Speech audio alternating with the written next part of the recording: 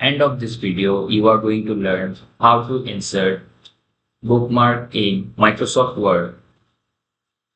If you want to insert bookmark on your document, simply select where you want to add your bookmark.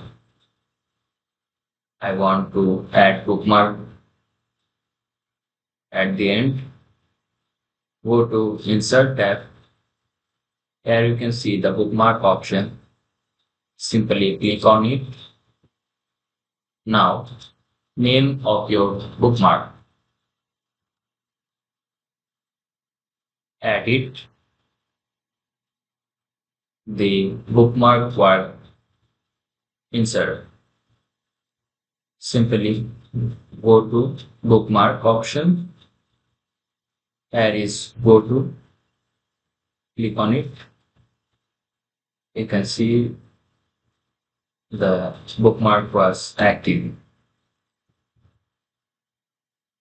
Hope you enjoyed this video. Please subscribe the channel for more new videos.